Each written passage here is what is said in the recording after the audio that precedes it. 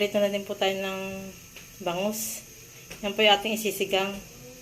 Pinarito po muna natin.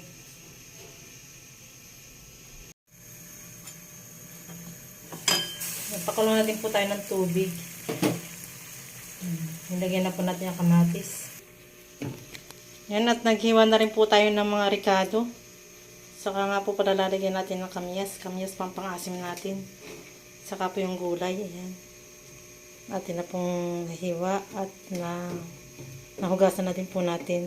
Yan po lang yung ating lalagyan na gulay. Ay, lagyan natin po natin mga ricado natin.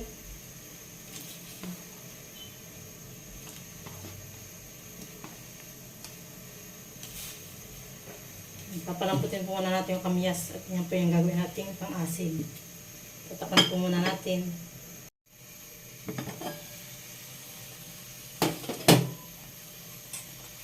Ang atin po muna aabunin yung kamyas at atin dudurugin. Dudurugin po natin para umasim.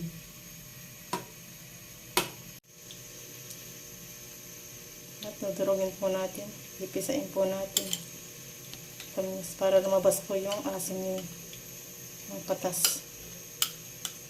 Para maging maasim po yung sabaw. Atin pong dudurugin. At pipisain ang kamyas natin. Yan, durog na po at atin na po ulit ilalagay doon sa ating sinigang. Ilalagay na po natin.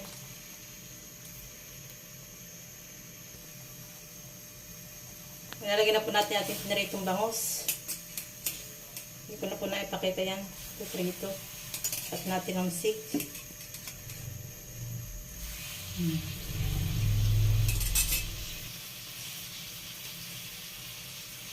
Lagyan natin po natin ng asin.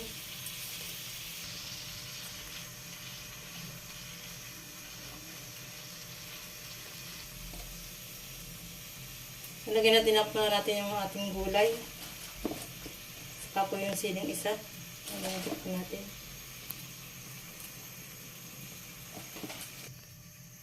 Yan, tatakpan po muna natin at lutuin po natin ang ating gulay. Ayan, update sa ating sinigang na bangus.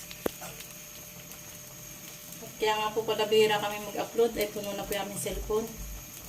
Hindi na po makasave ng mga mahirap na po mag-edit at tayo po mag-save. Kaya minsan na lang po kami nag-upload. Ayan. Titikman na po natin kung anong lasa. Yan, okay na po yung lasa at luto na rin po yung mga ating gulay. Kaya aahonin na po natin. Okay na po yan.